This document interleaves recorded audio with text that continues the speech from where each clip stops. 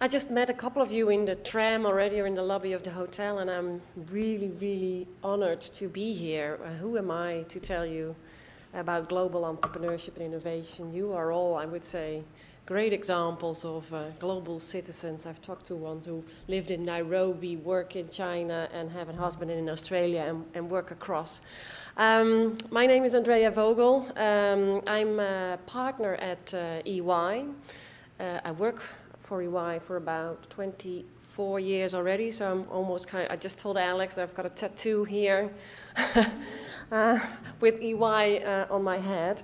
And indeed, I've now currently, I'm originally an audit partner, so working in an audit practice. But for about 6 or 7 years, I'm working in the strategic growth market practice, as we call it. That's just an internal term that we use. I lead that practice for EMEA, that's Europe, Middle East, India, and Africa. And it's all about fast-growing companies. And kind of like we've had our firm is kind of like centralized or focused on sectors and industries, but also around fast growth, meaning that I get to see a lot of startup companies, venture capital-backed companies, private equity-backed, IPO. So anything that has to do with entrepreneurship and innovation, that's indeed something that I work with throughout EMEA. And in that job, we have that kind of like strategy in our firm for about 30 years or even more. And in that strategy, we have the Entrepreneur of the Year competition. You might or might not have heard of it, but that's a competition where we nominate entrepreneurs who are very successful in about 60 countries already. And we nominate country winners and we bring them together in Monaco for a world annual competition.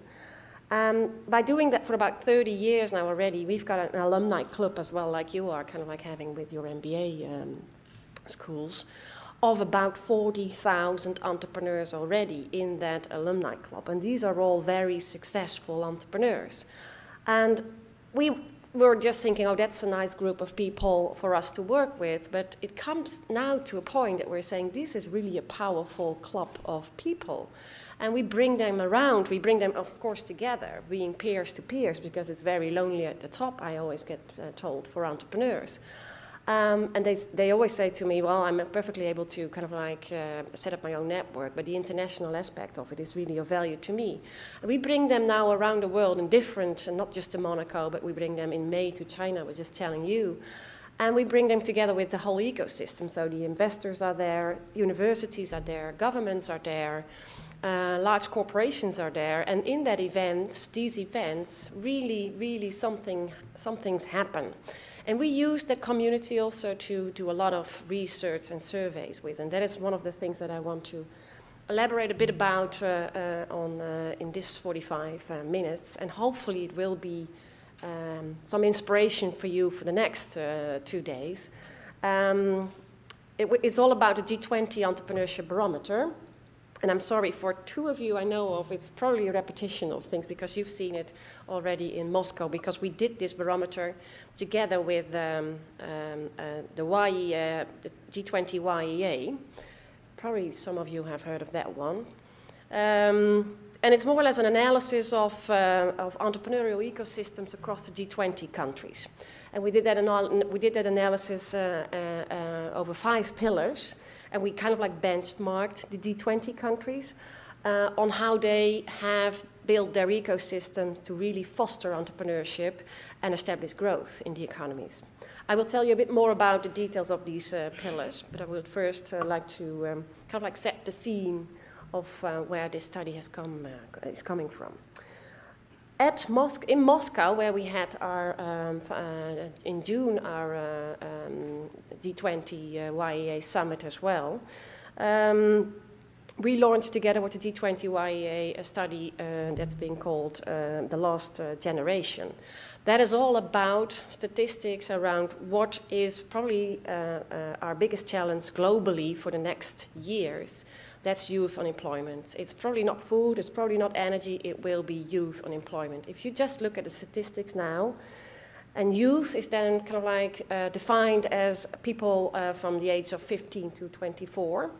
13%, so 13% of world's youth is unemployed. That's 75 million people currently. That's officially registered unemployment. And it's not, of course, proven, but we think that that number is even 250 to 300 million of youth who are unemployed, because these are the ones who are not engaged, not registered, not following studies. And that is, we were at the World Economic Forum in Davos 2 weeks ago as well. That was high on the agenda. And I would say one huge solution to kind of like solve this youth unemployment might be through entrepreneurship, because we know that entrepreneurs create jobs. Already, if you look at it globally, and I have to look at the correct number, 66% of the jobs are created by entrepreneurs. Alone in the EU, that's even more than 80% of these jobs are created by entrepreneurs. So not by governments, not by the large corporates, it's entrepreneurs. So they do have a very important contribution. But they need to be given an environment of where they really can be successful. And that is literally what we did with the study. We compared the G20 countries in different ways on what it is that they did very well to really stimulate entrepreneurship, and what it is that they can improve, and how can they be benchmarked, and how can they learn from each other.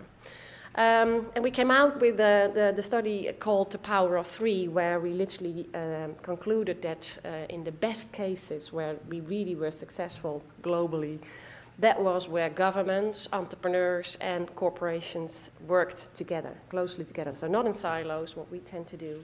I've got a great example of where I brought about 20 of my Entrepreneur of the Year alumni from the EU to a session that we've organized for the EU. All of the 8 director generals were in the room, and it was about a new policy that was going to be developed for innovation, and the EU wanted to have the input of entrepreneurs. We were literally, and I was facilitating that session, the EU was sitting here and the entrepreneurs were sitting there, and they did not connect at all. They didn't, EU said they had a lot of incentives in place of which the entrepreneurs didn't know of, vice versa. They had a lot of complaints which already were policy, were already developed for. It was just, for me, kind of like a shock, and that's not new. And where you see countries having that ecosystem in place, that does work. So what we're saying, and that's more or less the story that I just told, there is a power of if the three are working very closely together. What we then did in the barometer, and I think I've shipped a couple of these studies to you, Stephanie, so if you're interested in one, you can also download it, of course. It's available. What we did, as I said, we benchmarked the G20 countries. What we also did is surveyed 1,500 leading entrepreneurs, asking them what they thought was happening in their countries, what worked well and what didn't work well, what they thought of the whole ecosystem. We combined that with a lot of quantitative indicators to really rank the nations. I won't bore you with the methodology behind it, but there's a whole methodology behind it. We then also literally interviewed 250 large entrepreneurs, universities, academics, experts about their insights. And we've explored more than 200 government leading practices in the G20 countries. And that is combined in this whole study. So all parts of the ecosystem had a say in this study. The framework that we've developed here is that we set 5 pillars of where we thought were really foster entrepreneurship in countries, where we benchmark these countries against.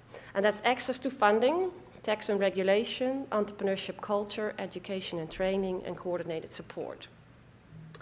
I will get back to you in detail around these pillars. What we also said is that we needed, especially for the pillar access to funding, we needed to set a guide to how to fund entrepreneurial businesses. And this is actually a slide which I use a lot when I talk to countries and governments, but also to entrepreneurs. this is more or less the whole ecosystem of literally the startups who, like the Googles, literally started up in their garage, went to grow up, went for venture capital, private equity, in the end probably prepared for an IPO and got listed. For that whole ecosystem, in order to really thrive, success as an entrepreneur, the whole funding ecosystem needs to be in place. And what you tend to see, especially in emerging markets, is that this cycle is not well kind of like covered. So in many countries you have or not have seed capital in place. So you have the small, really in-home entrepreneurs, you have the large corporates, but everything in between there is missing. If you really want as a country to be successful and create those jobs, then you need to have that whole ecosystem in place. In short, what then the outcome of the barometer is, what it reveals is that if you do rank the countries, or the G20 countries, you then see that in the first quartile, so the yellow one, you see the ones that were highly ranked, highest ranking on all of the 5 pillars. By the way, not a country scored first in every pillar. So there's room for improvement in every country of the G20. But what you see is that in the majority of the developed countries score very high. That's of course not a surprise because they do have already a lot of the ecosystem in place. But I see, and because this is the second time that we've done this barometer, you see that emerging and rapid growth markets really are starting to close the gap here. So as I said, all countries do have an opportunity to grow. I don't know where you are all ranked as a country and if you recognize it and if it resonates, but this is typically what we bring to the governments as well. If I then do a deeper dive in these 5 pillars, what you then see is to start with access to funding, and I will do every pillar. I will start with the key insights. No, sorry, I will start with the pillar itself, then the key insights, and then a call to action about what the 3 should do. So the 3 being the government, entrepreneurs, and the large corporates, what it is that they should do in order to be successful and create jobs. If you look at access to funding, this is by far, by the 1,500 entrepreneurs that we've surveyed, seen as the biggest struggle, access to funding. This needs to be fixed in order to really kind of like leapfrog in entrepreneurship and innovation. They do see improvement, but it needs to be emphasized a bit more. Much more, I would say. What you see as well here is that the mature countries, developed countries, are ranked very high. On top here, the US, also not, I think, comes as a surprise because they do have that whole ecosystem, that whole life cycle that I just shown in that slide before. That is fully in place in the US. So really the entrepreneurs that have a potential to be a very high impact, fast growing company, they can grow fast within the US. What you also see is that China is ranked 3rd, and that's an emerging country. And what happened there is, especially in the recent years, they really developed a private equity and venture capital system, so to say. And that is really what helped China on this ranking. Surprisingly, I would say you see France and Italy on the bottom of this chart. And also I would say India and Russia, as being large conglomerates, are not scoring very high. Oh, sorry, that one. So key insights that came out of the survey is that banks, in order to solve the whole access to funding issue, banks really need to create new lending models, especially for entrepreneurs. That means that they have to think in different business models, which is very, very difficult for banks to do. So I would guess that we will, in the next couple of years, have totally different models in banking than we nowadays have. Totally different models in how to collateralize your assets. Not sure in what way, because the current traditional banks don't think in this way. They will not be the one who will going to be the ones who will bring the solution. That's my guess. Governments will need to play a role here as well, especially that's what at least what the entrepreneurs tell us. Second ranked, I would say, and especially where government can work in together with the private sector as well. These are very strong solutions.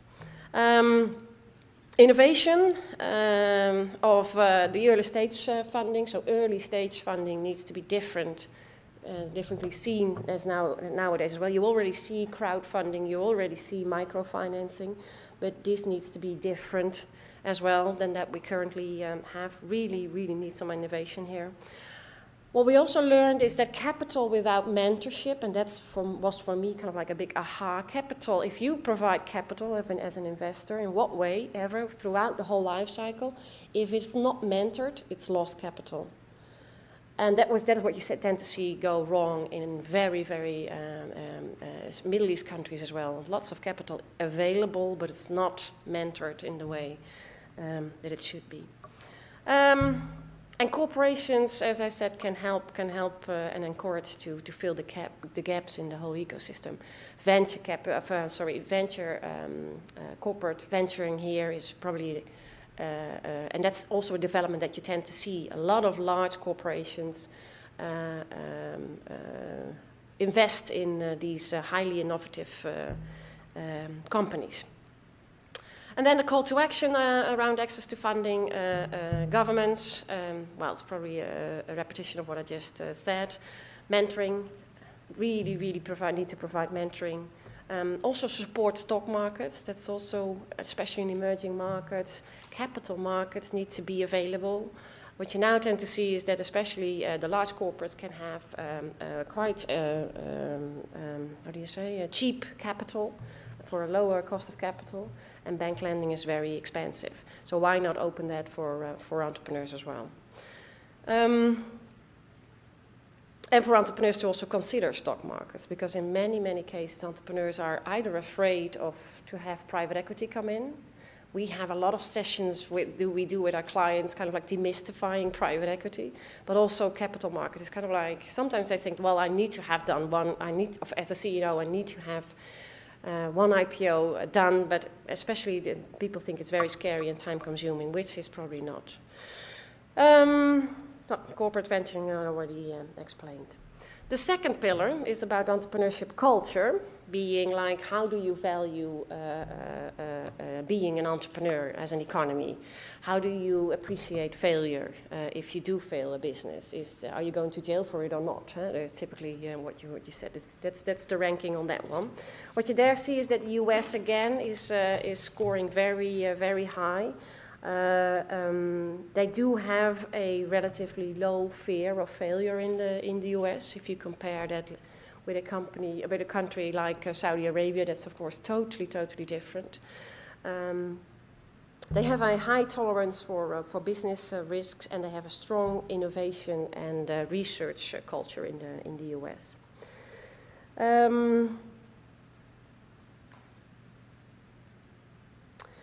Key insights on this pillar is that greater emphasis should be placed on the benefits of entrepreneurship. I do see it already, for instance, in Russia, where you literally now have the first generation of people, young people, the majority, who are really now starting a business, want to be an entrepreneurs, because and I have a friend in Russia who's kind of like, parents are not approving of him being an entrepreneur because you simply don't become an entrepreneur in Russia. That's a typically cultural thing, and which is changing, but it takes a lot of time. If you then compare it to what happens in the US, everybody wants to be an entrepreneur, and if you fail, nobody cares. It's just a learning experience, so to say.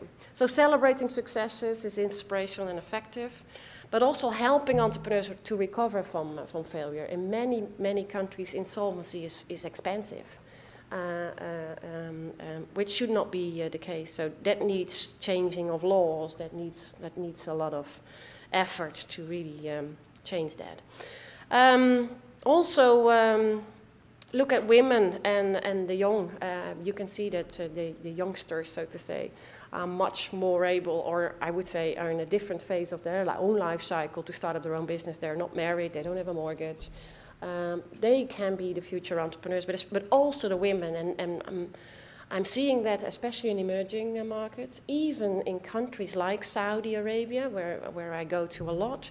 You see women from out of their homes building companies, and they also become social entrepreneurs as well, building a network of women companies, women-led companies, and sharing buying power, these kind of things. And migrants, really migrants, and that's also what the US did very well. You see these people starting their own companies in the countries where they travel to. The call to action here is for governments, well, as I said, to really, I would say the important one is remove the stigma of failure. Even in a very lot of European countries, it's not, if you fail your business, you fail your whole life, so to say, and that needs changing. And for entrepreneurs to really share your story as well, and that's something that's not been done as well. What you see, and also again mentoring, and that's what we do with our alumni as well.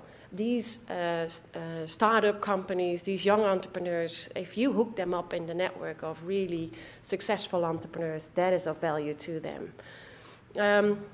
Incubators, from a corporate perspective, more or less the corporate venturing again, but also recognize the contributions of the success of entrepreneurs, and that's especially what we do with the Entrepreneur of the Year program, as I said before.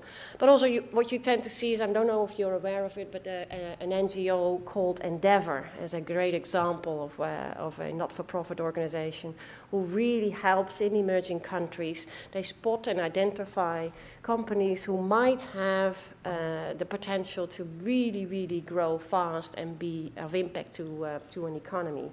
They built a whole group of entrepreneurs, really successful entrepreneurs around these entrepreneurs, bring them to the next level in order for them to really accelerate immediately globally. So that is typically an example of a good initiative that governments can take, but also corporates can take. Then the third pillar, that's tax and regulation. What you see here is that Saudi Arabia and Canada rank very high. Canada ranks high because of the low corporate income tax, but also the business-friendly regulations that they have. It's very transparent. I'm not saying it's simple, but it's rather simple. You know where to go to. It's the same for everybody, so this is really a good example of how it can be transparent and not complex. Saudi, of course, is ranked very high because they hardly have taxes, not even indirect taxes, so that's a tax haven, so to say. Indirect taxes, that's been seen as a real burden by entrepreneurs, especially the startups. Well, you can imagine if you're not profitable and you do have to pay your VAT and all kinds of other indirect taxes, that's a pain. That's really a pain because that's a cash out for them. So if countries where they do have different forms of indirect taxes do tend to work better for especially these startups. Key insights in this pillar. The ease of doing business is also part of this pillar. In some countries, it's very difficult to even establish or incorporate your own company. It sometimes takes you about 8 to 9 months even to do that, whereas in some countries it takes you just 1 day and can be done online. Tax cuts, simplification of that one, that's really high on the list of entrepreneurs. And what you also tend to see in a lot of countries that you have a tax system in place, but it's kind of like relevant for the large corporates, but it's not customized for the mid-market, so to say. So all regulations that are in place are for the large corporates, and you have to comply fully, even if you are a smaller or mid-sized company. And entrepreneurs really do want to help in setting up these regulations there. And that has been seen, as I said in the example which I just described on the EU, where I brought the EU together with the entrepreneurs in order to kind of like have an influence on that innovation policy. That's hard work. But what you do see nowadays is that it's starting to become more and more practice that entrepreneurs have a role in that whole decision-making process. What we had, let's say we brought about 80 of our American Entrepreneur of the Year alumni winners together for a week, and we brought them to the White House, and we had a whole program there. And it was at the time, I think it was in 2010, at the time when the Jobs Act was being created to go public in the US. And one of these entrepreneurs in the room got to talk to, I don't know which congressman or governor, or he got to talk to somebody about that.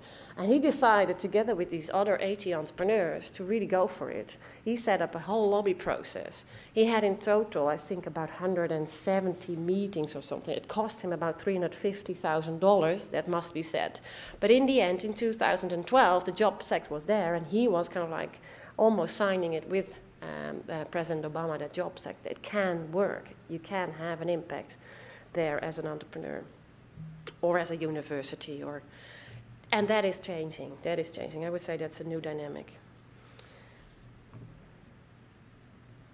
Again, here a call to action for governments. As I said, reduce the indirect tax burden, simplify the structure of taxes, make it easier to navigate through the tax system. It can be really, really complex, and even within the tax authorities, they don't even know how to advise you what's the best way to do it. And if you don't I sometimes see that entrepreneurs, CEOs, spend the majority of their time just with legal, structuring the business, the tax burdens. That's, of course, not the way to do it, I would say. Focus on the business. Insolvency rules, as I said. And what I also do think is that entrepreneurs themselves really, really should explore more the resources and the government initiatives and incentives that are already there. These are simply not well known to the entrepreneurs or the corporations. They are there, but it's very hard to find them. And get involved. That's the other one, as I said, like what I just described on the one who helped on the Jobs Act. Share your public policy experience and drive change here as well. The next one, education and training. France is scored very high on this one. And it's been said because of the fact that there's a lot of public education spending in France. And it scores very high, if you compare it to the average, on informal education. So probably there is a good mentoring system in place in France. What you do see is that the venture capital structure is well positioned. There's a lot of tax regulation as well to invest in companies and a very tax low rated. So it's highly ranked. France. Also here you see that the emerging markets are closing the gap very rapidly as well.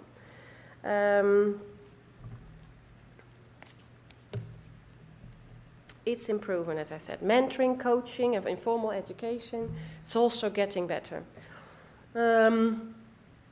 This is also a very interesting one. Entrepreneurs believe the skills needed to run a business can be taught. Probably also a very nice topic to address in this audience.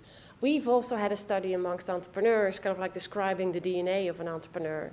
And we've asked them the question, is entrepreneurship born or are you made an entrepreneur? And the majority said that they were made an entrepreneur, where I would have guessed that they were born one, but it's not the case. If you indeed do a survey amongst them, you see that they all have had experience built up within large corporations before they even started their own business. There's just a very small percentage of entrepreneurs who really, really started as from the university or even sooner, and then build up their own company. So integrating the whole idea of entrepreneurship in education, that is where we can really have an impact and make a difference. You see that already. For instance, we are sponsoring again an NGO called NIFTY, the National Foundation of Teaching Entrepreneurship. I don't know if you've heard, it's also a global organization. They pick up at first school dropouts. They started in the US, they're now taking it global as well.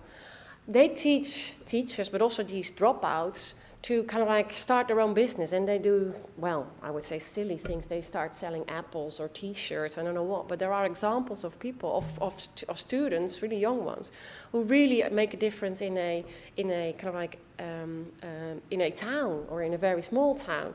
And I got to meet one of those from the US, and he had a basketball company set up for the kids when they go out of school, and then they kind of like get it together and do basketball trainings.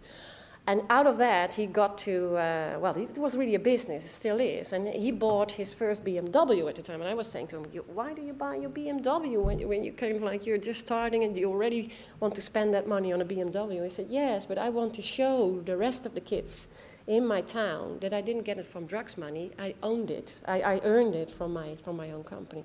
That makes, if they fail, I don't care. The mindset already is be very entrepreneurial. And that is lacking in many, many countries. Well, the call to actions also here for governments, embed that entrepreneurial into the school, learning into the school curriculum. But also encourage long life learning for entrepreneurs. That's sometimes not done as well. For entrepreneurs, really give back to help others, really be a role model here as well, that helps. And mentor entrepreneurs as well, like what we, for instance, do with Endeavor, the company that the NGO that I just mentioned. We bring our own people. I'm not saying that we are so good, but just as an example, we bring our own people, so our consultants and our accountants, for 3 or 4 weeks to one of these companies that Endeavor is kind of like has spotted and identified and is mentoring. And we bring in the people from different part of the world, helping them for 3 to 4 weeks to build on, I don't know what, a business plan, or to set up the processes, or all kinds of things. That really makes a difference as well. So for the corporations, is a role to play as well. Coordinated support, that's the final one. Am I still in time, Stephanie? Time is great. I have to say here, we didn't rank the countries itself. What we did is we ranked relative improvement against 2 years ago. So what you now see is that especially the emerging markets rank very high, because there's a lot of improvement in coordinated support in these countries, whereas the US, for instance, doesn't have a lot of improvement to do. They are already very highly ranked. That is why the US is on the bottom of this chart. What you see is that business incubators do a lot, and because it's not coordinated, you see that in, especially, at least I experience it in Africa, but also in the Middle East. The government is very much aware of the fact that they need to create these jobs, because they, of course, want to avoid the things that happened in Egypt. Of course, it's a ticking time bomb. But what you tend to see is that the Ministry of Education does things, the Ministry of Labor does things, the Ministry of Trade. They all kind of like, they even ask us as a kind of like an advisory firm, can you help us getting that, these policies in place? But they are not coordinated at all. And once they start doing that, that should make a difference. Where you see and that's why Russia is probably ranks very high, what Russia did. And we all know the Silicon Valley example, and every country in the world wants to build the Silicon Valley, and nobody succeeds. Don't ask me why, I can tell you of a couple of reasons, but that's probably because it's not coordinated. It's not been set in as what we did in Silicon Valley. We really concentrated people, knowledge, technology in one place. Russia is starting to do that with the Rosnana and the Skolkovo project. And it does already have an impact here. We were even last year in Moscow in the Skolkovo project with the G20 YEA. Key insights here. I would just address a couple of those. I would say again here it says cluster, like the Silicon Valley Initiative. That does lead to improvements. And what you also see is that entrepreneurs prioritize funding ahead of other forms of governance support. So governments can do anything they want to incentivize, to stimulate, but at first they need to work on funding and get access to funding for the whole ecosystem. Final part, calls to action. Well, create these clusters, as I just said. Improve incubators and accelerators, that does work as well. And governments need to play a role here. But also bring networks together, like what you did with your alumni. These networks of not just entrepreneurs, but of the whole ecosystem, that works. And for the corporates as well, that's probably also a nice example, access innovation. What we, for instance, did with Procter & Gamble, and they are, of course, have a full research and development budget, kind of like amazing numbers. But what you tend to see is that they have even a portal. If you go to their website, there's a portal on innovation. If you have a good concept or have an entrepreneurial business which you think Procter & Gamble can be of help with, you just subscribe. You just say, I have an idea, can we have a chat? And they are always willing to have a chat, and they do buy a lot of these high-tech entrepreneurs. But what they also do, if they have kind of like I know did they have the Pixels chips? Or I don't know what, well, there was one production line which was not profitable for them because they simply didn't have the scale or were not able to grow the business. They just sold it off and spun it off to an entrepreneur who was really able to do it himself. So that kind of like a cooperation between corporates and entrepreneurs around innovation, that works. And what we did is we brought Procter & Gamble at our events, which I just described when I opened my presentation. We set up 80 meetings with these entrepreneurs of these alumni group of people with them. And out of that, at that time 80, I think 10% of that was new business for them, which they've never done before. So I'm more or less done. As I said, the research itself can be downloaded, but I brought a couple of copies. I hope I've been inspirational for you for the next 2 days to come up with some good ideas, some thinking of what you as a group of people can do in order to be more innovative around entrepreneurship. And I would say to help the whole society, global society, to create those jobs. Because I'm really, really scared of this ticking time bomb, which it probably is. Thank you very much.